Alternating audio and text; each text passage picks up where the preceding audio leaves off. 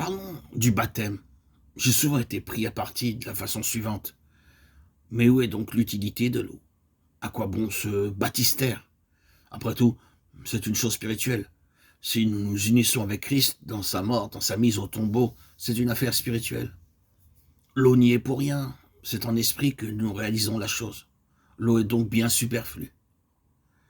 Est-ce là l'enseignement du Nouveau Testament?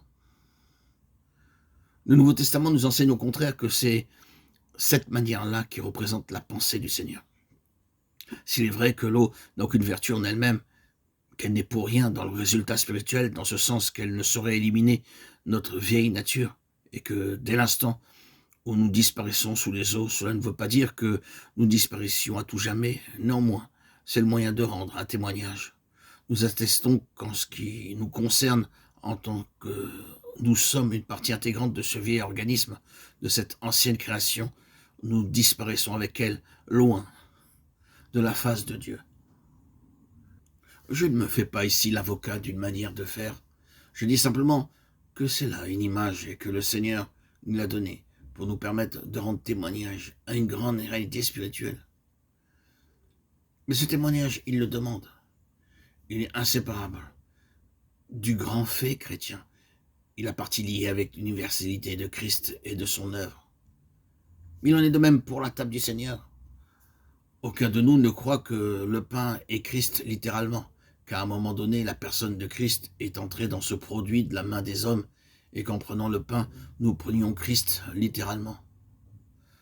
Nous ne croyons pas davantage que le vin va se trouver changé et devenir le sang de Jésus-Christ, et que nous allons vraiment le boire. Cela étant, nous pourrions discuter comme on ne manque pas de le faire, et sous prétexte que c'est spirituellement que nous recevons la vie de Christ, prétendre que ces symboles sont superflus. Vraiment, la parole est jusqu'à ce qu'il vienne. Le Seigneur requiert de nous la représentation sur la terre d'un ordre de choses célestes, d'une réalité céleste. La chose en elle-même n'est rien. Ce qui est quelque chose, c'est l'esprit qui est dans le témoignage qu'on rend. Ce n'est pas une ordonnance religieuse, c'est un témoignage. Ce témoignage concerne la nature corporative, collective de l'onction. Spirituellement parlant, dans le baptême, nous avons, en tant que partie intégrante de l'ancienne création, disparu aux yeux de Dieu. Quelqu'un qui a vraiment passé par le baptême n'est plus jamais considéré par Dieu comme faisant la partie de l'ancienne création.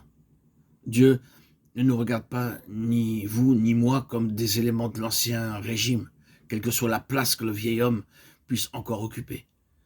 Dans la mort de Christ, nous avons disparu comme représentants de l'ancienne création. Quand j'ai passé par le baptême, c'est là la position que j'ai prise.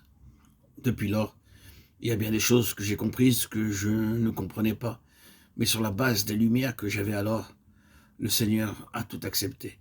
Il a entrepris de me conduire par la suite dans ce que j'ignorais ou n'avais pas compris. C'est pour cela qu'il n'est pas nécessaire d'être baptisé chaque fois qu'une lumière nouvelle se fait jour dans notre esprit.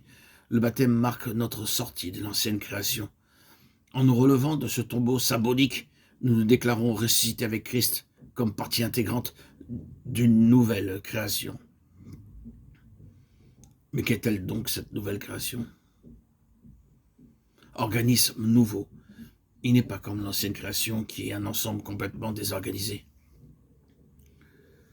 Toutes les articulations de ce grand corps sont disloquées.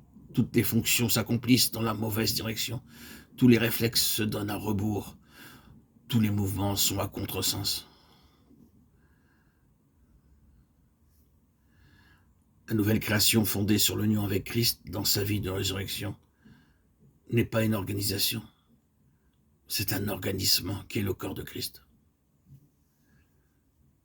Quand vous avez attesté que par la mort de Christ, vous êtes sortis de l'ancienne création pour passer dans la nouvelle, par la résurrection du Seigneur Jésus, vous faites une découverte.